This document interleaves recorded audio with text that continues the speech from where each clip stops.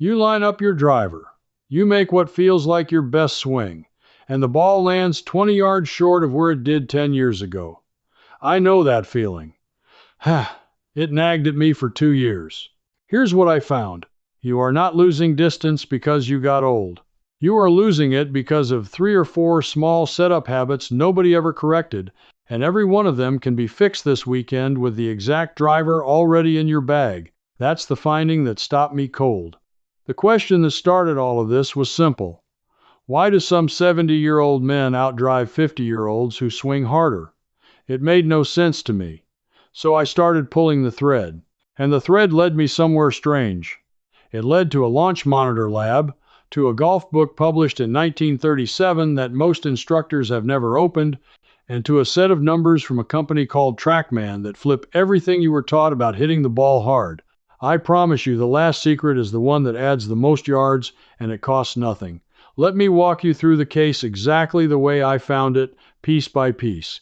I want to start with the moment I stopped believing the thing everyone told me. For years, the answer I got was always the same. You slowed down, you lost swing speed, get used to shorter drives. That's just aging. And on the surface, that sounds true. It is true that club head speed drops as we age. The research backs it up. There's data from studies on amateur golfers showing that swing speed peaks somewhere in your late 20s to mid-30s, then falls off slowly and drops faster after 60. Every mile per hour of club head speed you lose costs you roughly 2.5 to almost 3 yards of carry. So a man who swung at 100 miles per hour at 50 and now swings at 90 at 70 has, on paper, given up close to 30 yards. Case closed, right? That's what I thought too. But then I ran into a number I could not explain. I was reading through TrackMan's published optimization data, the same data the club fitters use, and I saw 2 golfers listed side by side. Same club head speed. 90 miles per hour, both of them. One carried the ball 180 yards, the other carried it 212 yards. 32 yards of difference. Same speed, same swing engine. That broke the whole aging story for me. Because if 2 men swinging the exact same speed can finish 30 yards apart, then speed is not the thing costing you your distance. Something else is. And whatever that something is, it means the yards you think you lost are not gone. They are hiding. They are sitting on the table unclaimed because of how you deliver the club, not how fast you move it. That's when I got obsessed.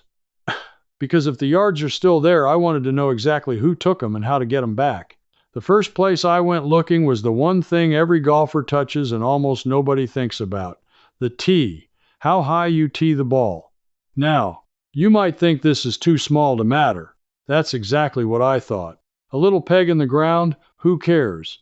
But here is what I learned, and it changed how I hit a driver for good. Somewhere in the last 30 years, the driver changed shape completely. The old persimmon woods our fathers played were small. The head was about the size of a fist. With a head that small, you teed the ball low, because the sweet spot sat low on the face. So a whole generation of golfers learned to tee it down, hit slightly down on it, and punch it out there. Then the driver head grew, and grew. Modern drivers are 460 cubic centimeters, roughly 3 times the size of the old persimmon heads. The sweet spot moved up and back, but the habit stayed the same. Millions of men are still teeing the ball at the height that made sense in 1980 and swinging the club the way that made sense in 1980, using a driver engineered for a completely different strike. Here is what the launch numbers show. With a modern driver, you want to catch the ball high on the face, above the center, and you want to be moving up into it at impact. TrackMan calls that a positive angle of attack. When I tell you how much that one thing matters, hold on to something. A golfer swinging around 90 miles per hour who hits down on the ball by 5 degrees will launch it too low with too much spin, and the ball drops out of the sky early. That same golfer, same speed, hitting up on the ball by 5 degrees, can carry it more than 20 yards farther, not from swinging harder, from changing the direction the club head is traveling at the moment it meets the ball. And the tee height is what allows it. When you tee the ball higher, so that half the ball sits above the crown of the driver at address, you give yourself permission to catch it on the way up. I tested this myself. I went to a range with a launch monitor, hit 20 balls at my normal low tee, then teed it up high and moved the ball forward in my stance, off the inside of my lead heel. My carry number jumped 14 yards on average. Same effort. I actually felt like I was swinging easier. So the first thief was the tee. A tiny habit, held over from equipment that no longer exists, quietly costing you a dozen yards or more. But that raised a bigger question for me. If something as simple as tee height got buried and forgotten, who benefited from you never fixing it? Because I started to notice a pattern. The simplest, cheapest fixes were the ones nobody was telling me about. And the deeper I dug, the clearer it got. There is more money in selling you a new $400 driver every 2 years than in telling you to move your ball forward and tee it higher for free. Think about it. The golf equipment industry is worth billions.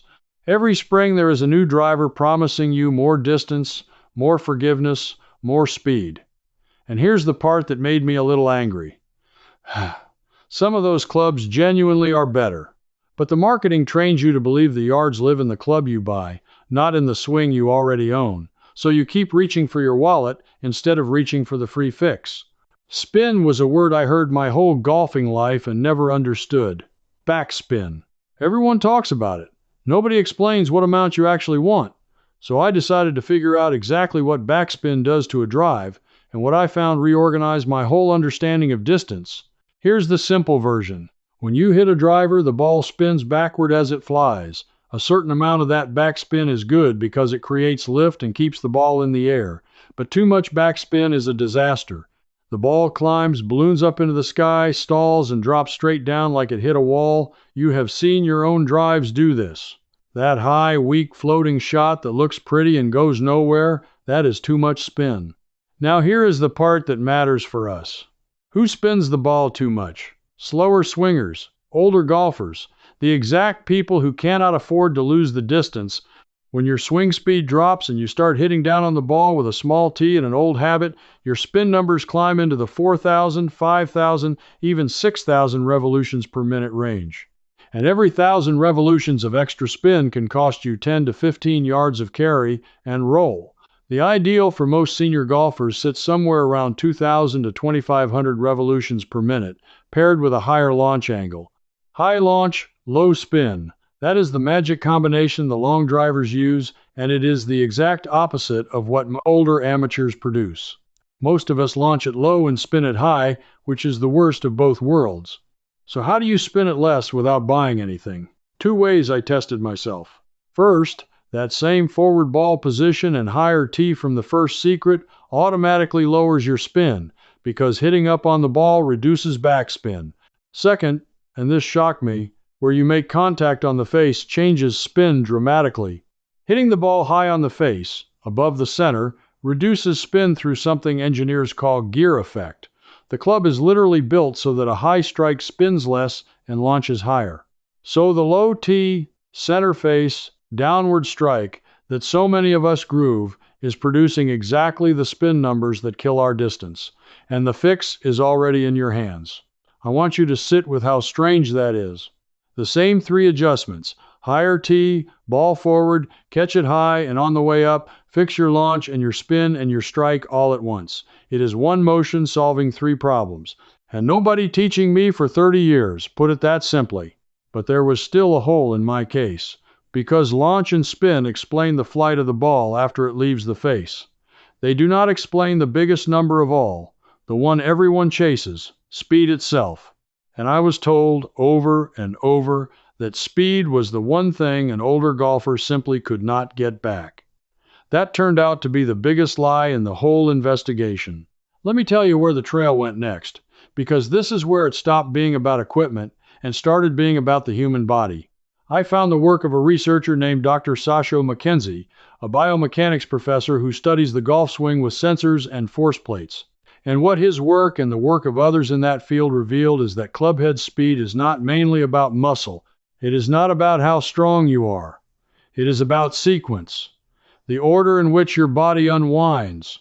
There's a term for it, the kinematic sequence. In a good swing, the power flows from the ground up in order.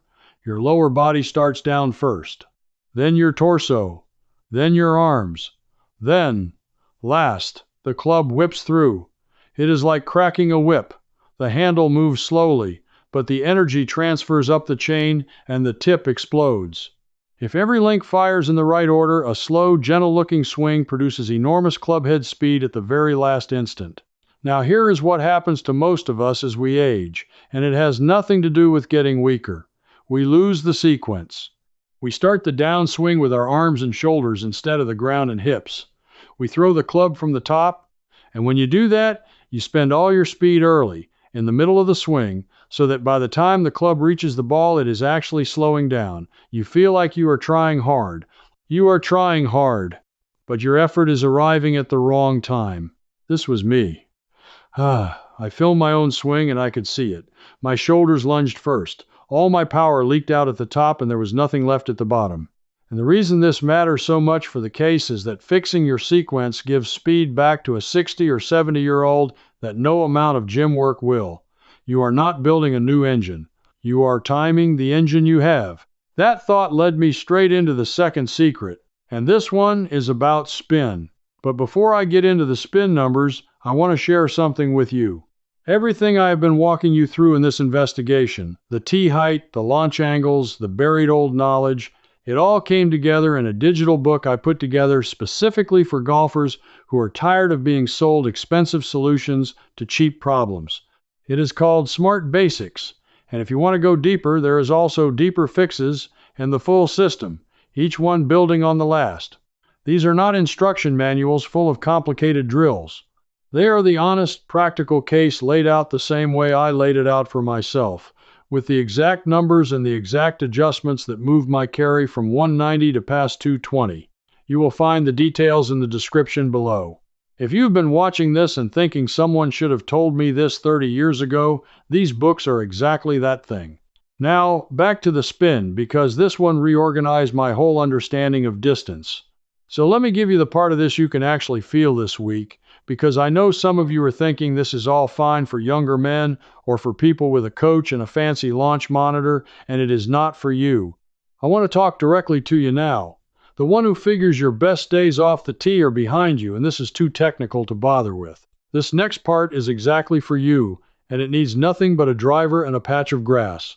Here is the drill that taught my body the correct sequence, and it is almost embarrassingly simple. It is called the step drill. You set up to the ball with your feet together, almost touching. You start your backswing, and as the club goes back, you take a small step toward the target with your lead foot, replanting it where it normally goes. Then you swing through. That little step forces your lower body to lead. It makes the ground start the downswing the way it is supposed to, because you physically cannot step and lunge with your shoulders at the same time. When I first did this, I hit the ball off the toe a few times because my hands were used to arriving early. Then something clicked. The club started arriving late and fast. I could hear it. The whoosh moved from in front of the ball to right at the ball. On the launch monitor, I picked up 4 miles per hour of clubhead speed in 20 minutes.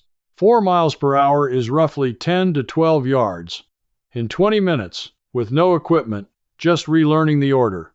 Do that step drill 20 times, 3 days this week, in your backyard or at the range, with no ball at first, just feeling the step and the swing. Then start hitting balls with it. You are not going to swing with your feet together on the course. You are teaching your body which end goes first, and it carries over. That is the apply it today piece. No purchase, no fitting, no specialist. Just you, your driver, and the order of the movement your body forgot. And once I felt that speed come back, I understood something that made me angry all over again. Because this sequence, this ground-up motion, this exact idea is not new. It is not some modern discovery from a laboratory. It was written down and taught almost 100 years ago, and then it got buried under a mountain of complicated instruction that, frankly, sells better.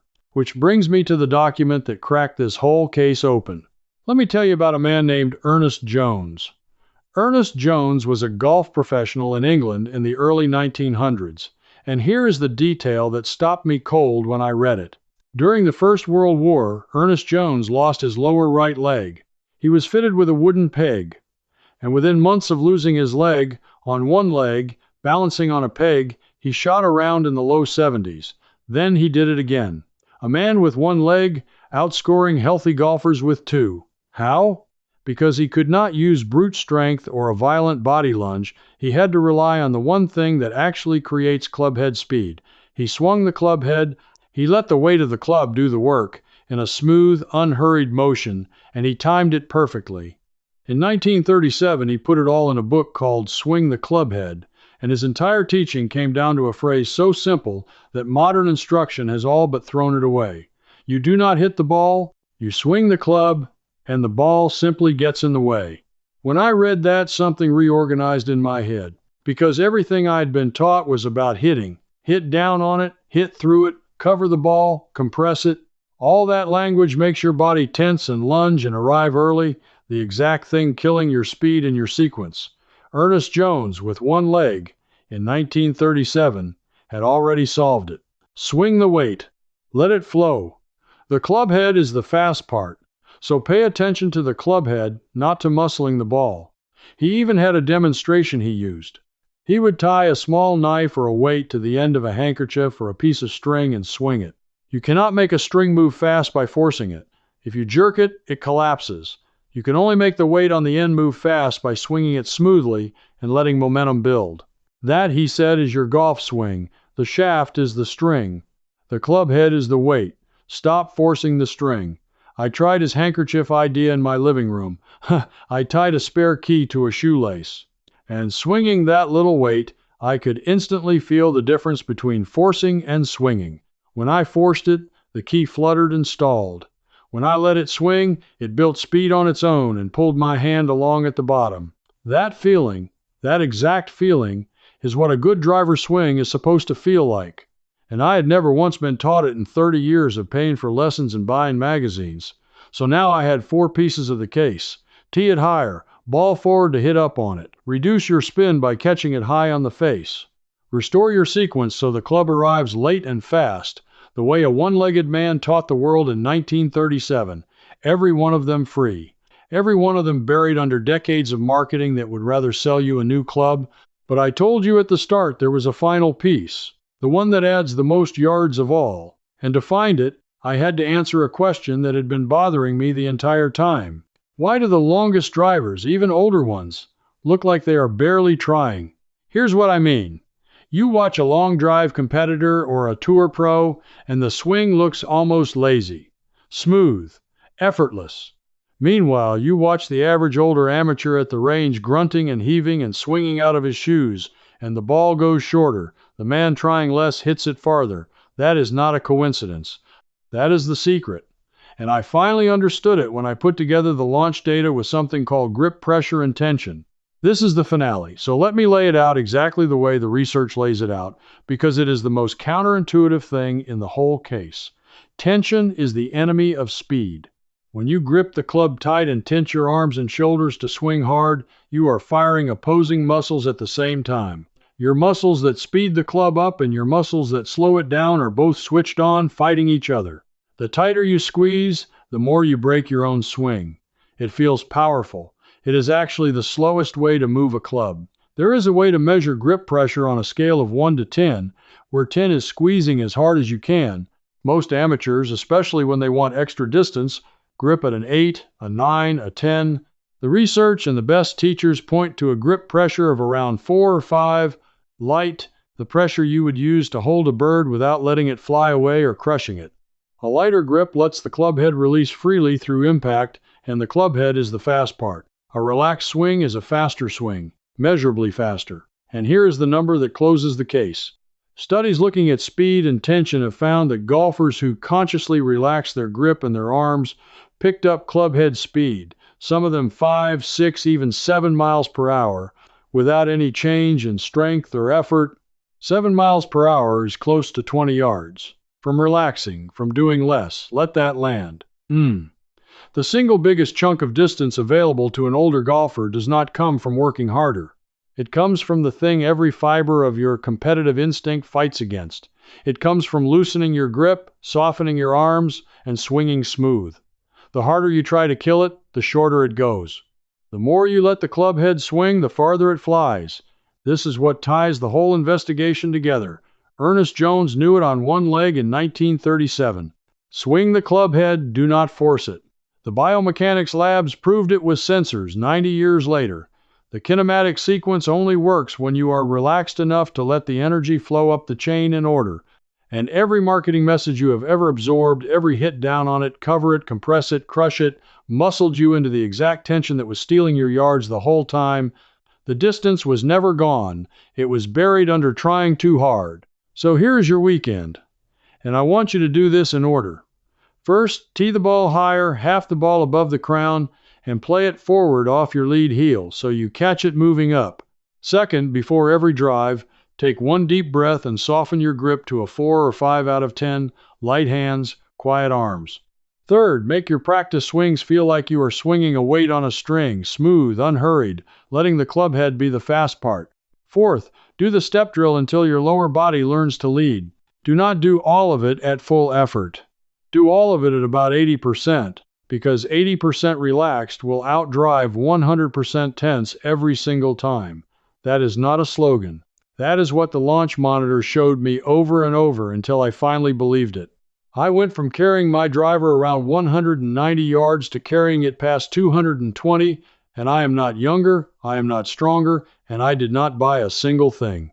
I just stopped doing the 4 things that were quietly robbing me and started doing the 4 things a one-legged golfer wrote down before my father was born. That is the case. That is the whole thing. The yards you think age took from you are sitting right there on the tee, waiting for you to stop forcing and start swinging. And I want you to feel what that really means. It means you were never actually declining the way they told you.